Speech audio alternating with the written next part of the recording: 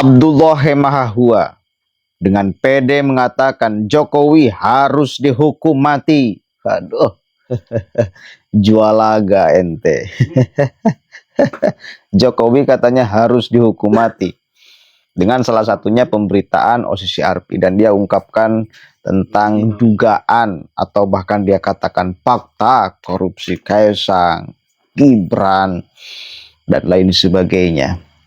Tapi sebelum kita melihat statement dia, kita akan bongkar dulu profilnya dong. Ya, dia itu mantan penasehat KPK. Sekali lagi, mantan penasehat KPK. Bahkan dulu Denny Siregar itu pernah mengatakan, ada 3 orang yang merusak KPK. Salah satunya Abdullah Hemahahua, kemudian Abraham Samad. Bahkan dikatakan oleh Denny Siregar itu dulu, ya ini kelompok-kelompok Taliban yang ada di tubuh KPK. Apakah benar demikian? Kita cek pernyataan-pernyataan dia. Menanggapi soal misal FPI. Wah, bela banget dia. Tampilannya kayak gini. Kita bukan menilai seseorang dari tampilan, tetapi tampilan bisa menjadi gerbang untuk kita membuka profil dia. Ternyata ya memang begitu orangnya. Maka orang-orang seperti ini pasti tidak akan suka kepada Pak Jokowi. Apalagi dulu gengnya dihabisi di KPK itu. Ya. Dan sekarang meminta kepada Pak Prabowo untuk mengembalikan orang-orang yang telah dipecat di KPK itu. Kembalikan. Maka Pak Jokowi akan diproses katanya. Yang tanda kutip dipandang oleh Denny Siregar sebagai geng Taliban. Dulu itu terpecah 2 geng. Geng Taliban dan polisi India. Kata Denny Siregar tuh. Polisi India,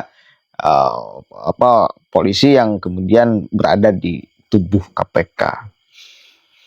Oke, coba kita cek dulu pernyataan-pernyataannya. Maka tak heran dia mengatakan Jokowi harus dihukum mati. Waduh, pede betul.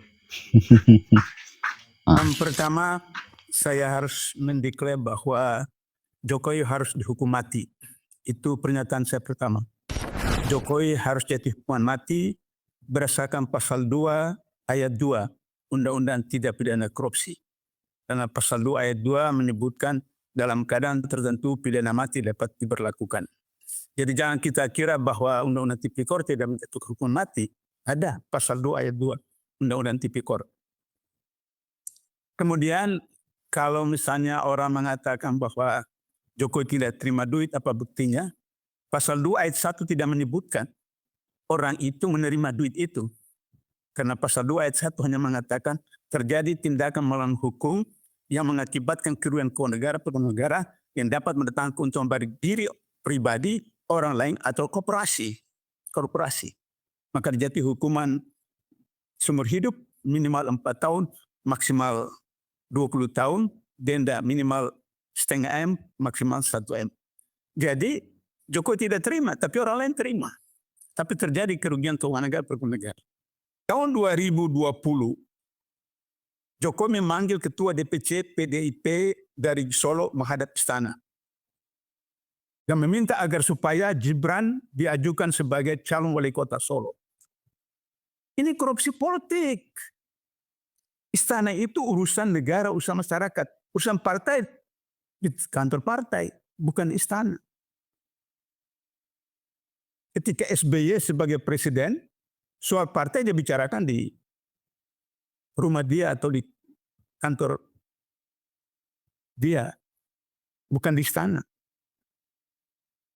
Jadi itu korupsi politik yang konkret.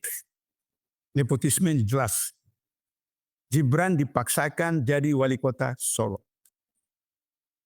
Kemudian tadi disinggung oleh Pak Saud, bagaimana tujuh Mbak Fitri tadi, bagaimana rekayasa agar supaya ketua MK yang ada iparnya, yang beberapa waktu presiden tidak pernah nongol, terakhir setelah kali ke-8 atau kali ke-7, sedang itu nongol terus kemudian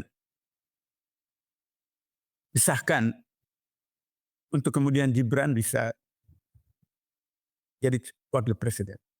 Padahal kalau dihitung dari jumlah anggota MK yang setuju untuk bisa wakil presiden, itu hanya 2 orang, yang lain itu untuk gubernur dan wali kota atau bupati.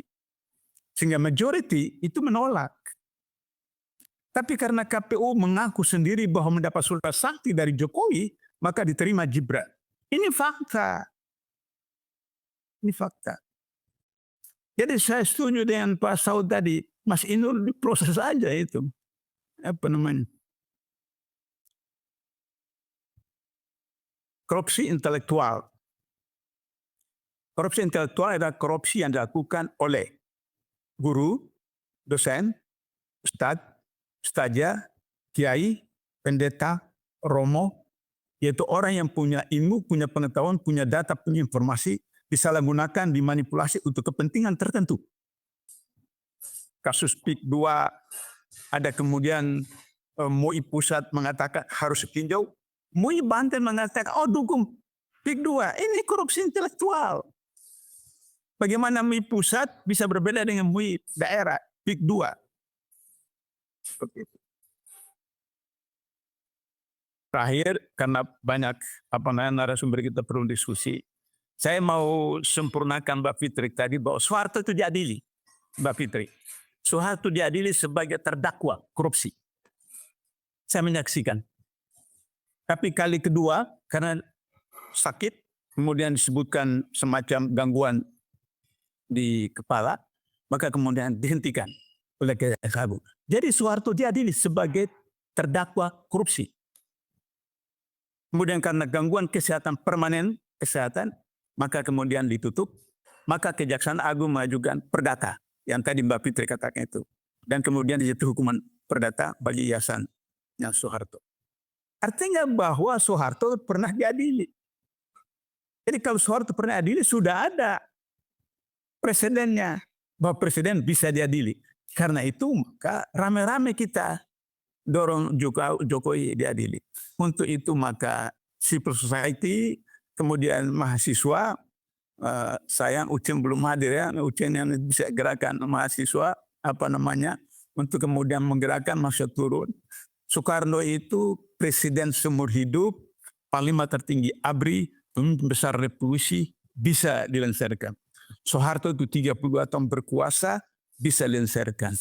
Apalagi cuma Jokowi, yang ijazahnya juga di pengadilan belum selesai, apakah palsu atau tidak dan seterusnya seperti itu. Bisa dengan mudah diproses ke pengadilan seperti itu. Dan saya kira Pak Saud itu setuju kalau kita biar sudah kepala 6, kepala 7 ini turun lagi ke lapangan untuk berpanas-panas, berhujan-hujan agar supaya Jokowi diseret ke tiang gantungan melalui pengadilan yang transparan. Pengadilan menjadi penting karena kita tidak bisa menuduh hari ini Soekarno komunis karena tidak ada pengadilan yang memutuskan Soekarno terlibat komunis atau tidak. Kita juga tidak bisa menuduh Soeharto itu korupsi karena tidak ada pengadilan juga yang memutuskan bahwa Soeharto itu korupsi. Agar supaya tidak terjadi polemik berlarut-larut Jokowi korupsi atau tidak, bawa ke pengadilan, biar pengadilan memutuskan Jokowi terlibat korupsi atau tidak, maka kemudian persoalan bisa selesai, kita buka buku baru seperti itu. Penutup, untuk itu supaya Prabowo betul-betul tidak omon-omon saja, maka yang pertama dilakukan Prabowo ada segera terbitkan Perpu, mengembalikan Undang-Undang KPK yang lama, Undang-Undang 30.002, menggantikan Undang-Undang Nomor 19 2019, kemudian mengembalikan 57 orang Nobel Baswedan yang teman-temannya ke KPK. Saya kira meskipun ketua KPK yang sekarang orangnya Jokowi, tapi kalau Undang-Undang KPK yang lama dengan 57 teman-teman ini, itu insya Allah bisa diproses Jokowi dengan geng-geng dan teman. Oke. Kan kita itu berpikir pakai akal yang sehat. Katanya KPK sekarang itu orangnya Jokowi. Padahal dia sudah jadi mantan presiden. Mestinya kalau KPK adalah orangnya Jokowi, ketika presidennya adalah Jokowi. Sekarang Jokowi sudah tak mimpin.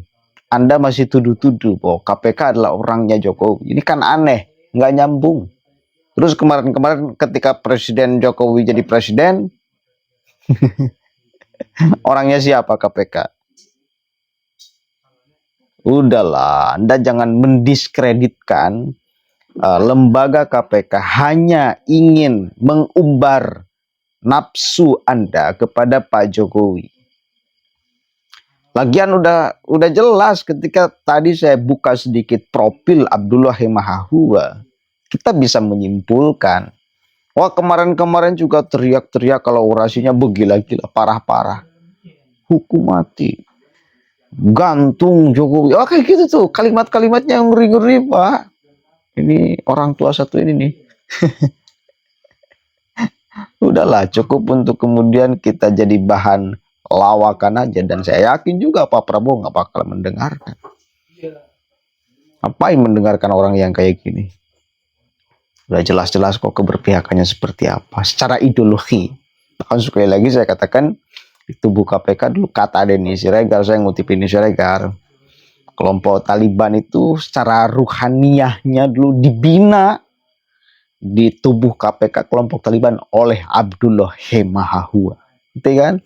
Aduh, geng Taliban. Pembimbingnya Abdullah Hemahahua. Lah. Assalamualaikum warahmatullahi wabarakatuh. Jangan terprovokasi.